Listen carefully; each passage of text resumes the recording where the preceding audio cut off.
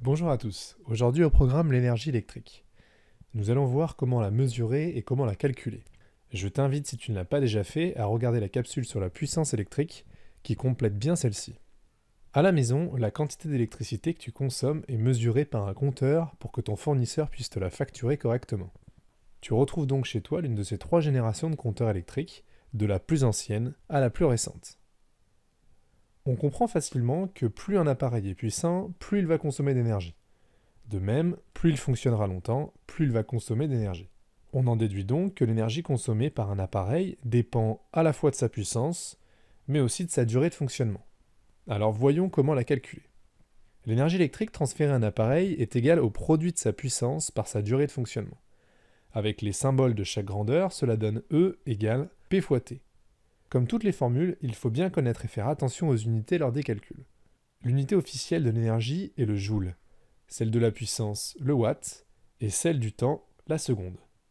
Mais attention, les unités usuelles d'énergie sont différentes.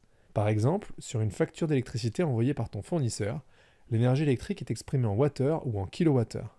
Tu vas donc régulièrement rencontrer dans les exercices ces unités et je vais t'expliquer comment utiliser la formule dans ces cas-là.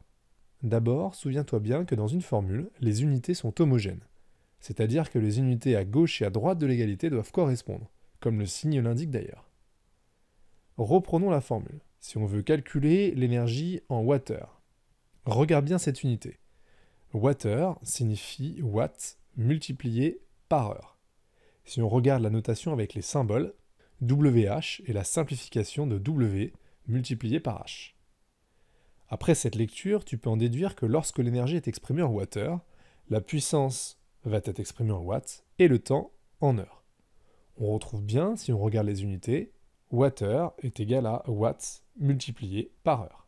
De même, si l'énergie est exprimée en kilowattheure, dans ce cas-là, la puissance devra être exprimée en kilowatts et le temps en heures.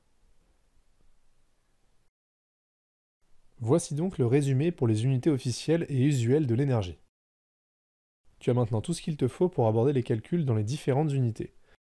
Je te propose en description de cette vidéo un QCM d'entraînement pour vérifier que tu as compris les notions abordées. N'hésite pas si tu as des questions et à bientôt.